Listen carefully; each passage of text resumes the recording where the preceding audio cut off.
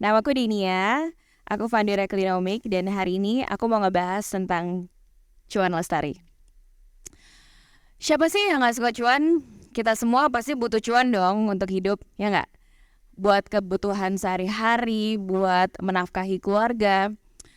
Tapi cuan aja tuh nggak cukup buat kita hidup. Kenapa? Karena kita juga butuh alam yang berfungsi secara baik dan benar, lingkungan yang menyediakan sumber daya alam untuk memenuhi kebutuhan kita, sehingga kita juga butuh alam yang lestari. Tapi pertanyaannya, next, bisa nggak sih kita dapat dua-duanya? Cuan, memenuhi kebutuhan kita, tapi alam yang lestari juga. Nah, kalau misalnya kita balik ke teori awalnya nih, manusia itu sebenarnya punya berbagai macam label kan ya. Kita makhluk sosial, kita makhluk berbudaya, dan secara fundamental manusia itu juga makhluk ekonomi. Kita disebut makhluk ekonomi, kenapa? Karena kita akan terus bagaimanapun juga akan berupaya untuk memenuhi kebutuhan hidup kita dengan cara produksi, konsumsi, dan distribusi. Dan prinsip ekonomi itu juga sebenarnya simpel banget. Gimana caranya kita bisa memperoleh hasil?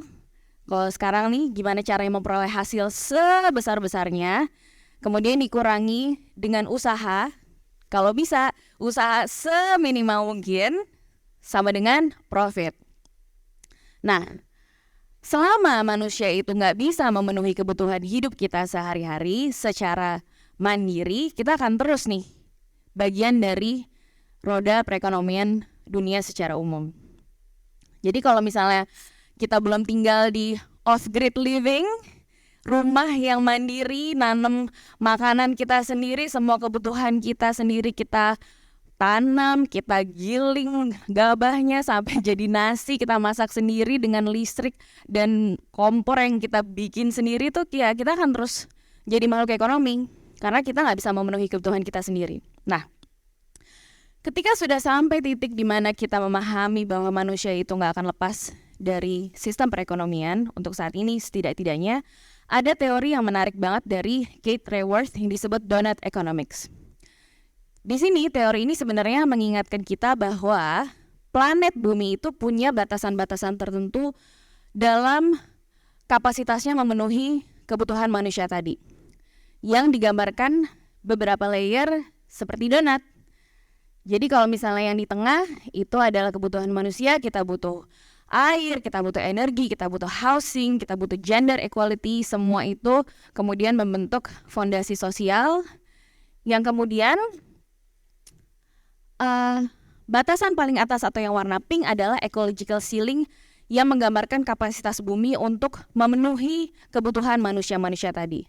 Yang harus kita kejar adalah gimana caranya supaya kebutuhan ini bisa diperoleh atau bisa dipenuhi dalam the safe and just space for humanity, which is di bawah ecological ceiling tadi, atau di bawah kapasitasnya bumi. Kenapa harus di bawah? Karena jika kapasitas ecological ceiling itu terlampaui, maka akan ada konsekuensinya. Konsekuensinya yaitu biodiversity loss, air pollution, climate change, ocean acidifications, dan seterusnya.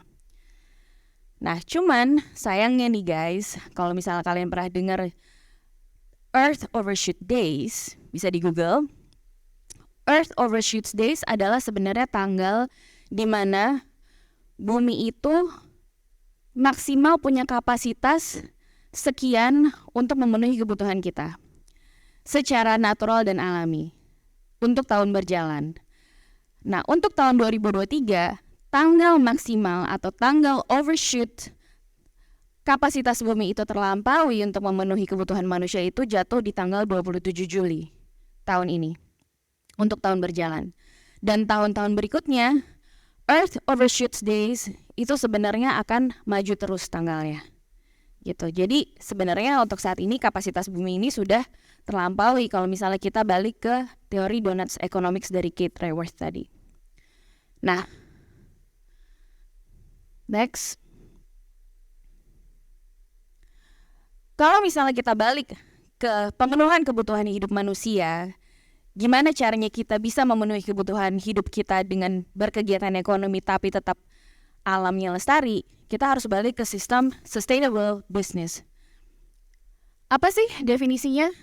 Harvard Business School mendefinisikan sustainable business adalah business without negatively impacting environment, community, society as a whole. Kalau dari definisi di Indonesia, aku orang hukum jadi harus mengacu ke peraturan perundangan. Salah satu yang bisa kita lihat adalah definisi industri hijau. Mundur ke belakang.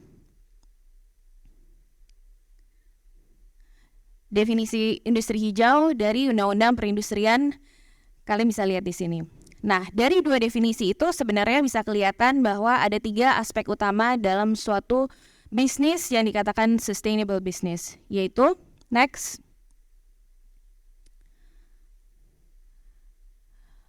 social, economics, and environmental. Jadi, sustainable business adalah bisnis yang memperhatikan 3 faktor ini. Ekonomik tentu nggak boleh dilupakan ya, karena tadi balik lagi kalau namanya bisnis harus ngejar profit. Kalau bukan ngejar profit, bukan bisnis namanya. Undang-undangnya juga beda.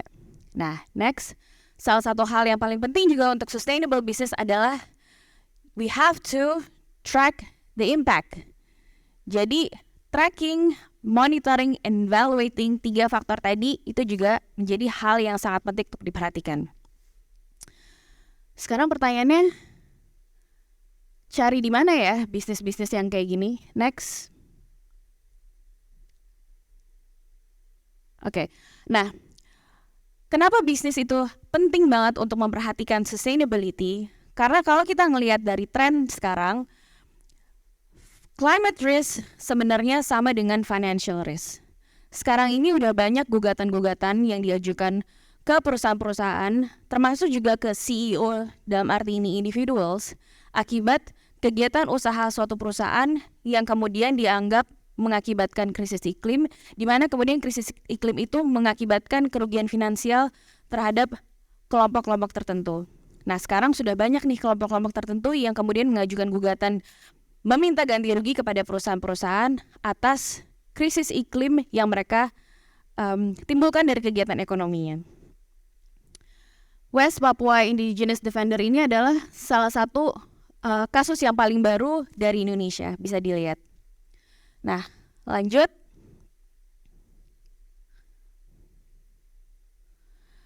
Kita cari di mana ya bisnis-bisnis yang sustainable? Sebenarnya ada nggak sih di Indonesia? Ada nggak sih brand-brand lokal yang udah mulai menerapkan sustainability dalam kegiatan usahanya mereka? The good news is banyak banget guys, banyak banget. Kita bisa mulai dari next, perusahaan-perusahaan misalnya yang sudah punya sertifikasi tertentu dari lembaga tertentu, atau perusahaan-perusahaan yang mendapatkan penghargaan proper dari pemerintah. Ini adalah proper adalah penghargaan perusahaan yang menerapkan prinsip sustainability dari pemerintah, ataupun yang tergabung misalnya dari Rainforest Alliance, People and Nature.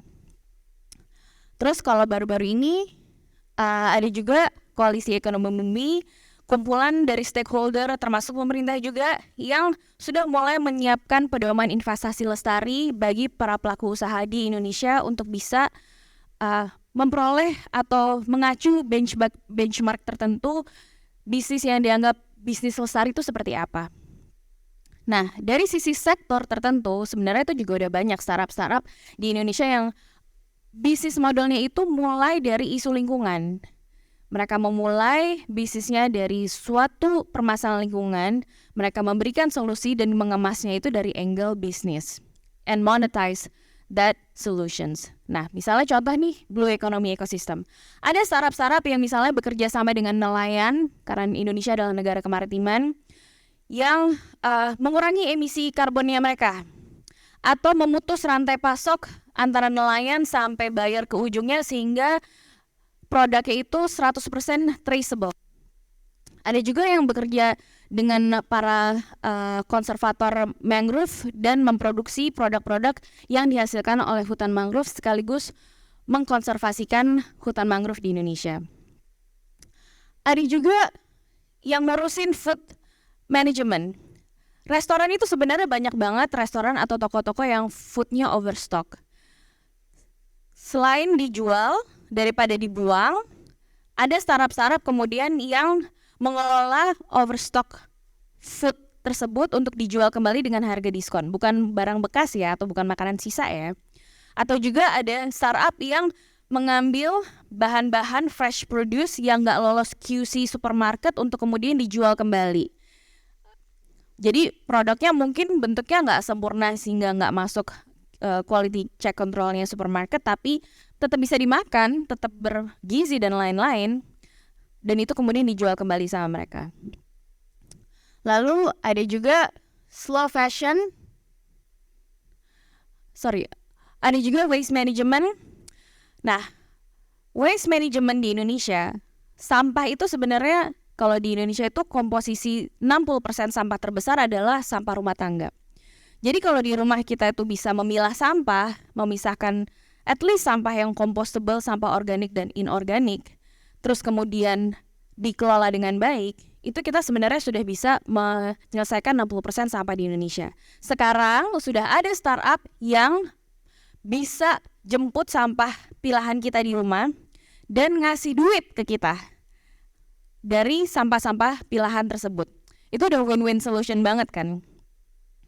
Next, ada juga personal dan makeup brand lokal yang mungkin sudah mengurangi penggunaan bahan baku dari kelapa sawit atau derivatif kelapa sawit yang tidak sertifikasi. Next, ada juga produk berbasis nabati, jadi startup yang membuat produk-produk vegan atau vegetarian.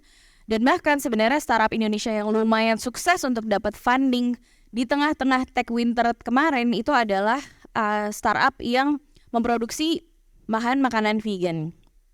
Dia dapat funding mungkin sekitar $5 juta, berjuta-juta dolar lah bahkan dapat funding juga dari Bill Gates. Nah, terus ada juga startup yang mengedepankan guna ulang, toko yang menjual produk-produk tanpa kemasan, jadi orang bisa datang ke sana bawa kemasan sendiri. Atau ada juga startup nih yang mereka bekerja sama dengan ojek online untuk menyediakan tempat yang bisa dikembalikan ketika kita membeli suatu makanan di restoran tertentu, sehingga bisa mengurangi sampah. Next, ada juga startup yang mulai meng-highlight sustainable tourism di Indonesia. Lalu hotel atau villa. Next, hotel atau villa yang memberikan fasilitas yang lebih ramah lingkungan, dari mulai botol minum di rumah di kamarnya itu bisa diisi ulang, bukan AMDK lagi, pengelolaan sampahnya udah zero waste, penggunaan listriknya juga dengan energi terbarukan dan seterusnya. Lalu ada juga startup yang bekerja di bidang water conservation. Ada startup di Indonesia yang menurut aku keren banget. Dia bikin filter air yang bisa menyaring air hujan ataupun air sungai menjadi air yang langsung bisa dikonsumsi dengan aman. Dan dia mendistribusikannya itu ke desa-desa yang sulit akses air bersihnya. Next, ada juga startup yang memberikan fasilitas energi terbarukan untuk rumah-rumah kita. Dan kemudian sekarang yang lagi hits banget adalah startup yang bergerak di bidang karbon. So, next, Clinomics sendiri selama 5 tahun terakhir yang kita lakukan adalah meng-highlight inisiatif lingkungan yang dilakukan oleh berbagai macam bisnis dan startup UMKM yang ada di Indonesia saat ini. Dan senang banget karena for the last 5 years, inovasi, inisiatif yang dilakukan oleh teman-teman di Indonesia tuh luar biasa banyak banget. Dan I think my last point on this speech is a little food for thoughts for you guys. Kalau misalnya nih kalian beli produknya sebenarnya nggak mesti lipstick, tapi bisa produk apapun lah. Tapi kalau ini contohnya lipstick, brandnya brand lokal, warnanya cakep-cakep banget. Di social medianya, campaignnya tuh collab dengan berbagai macam influencer. Banyak tips get ready with me, swatches and everything. Nah tapi kemudian ada juga nih produk lokal satu lagi, next,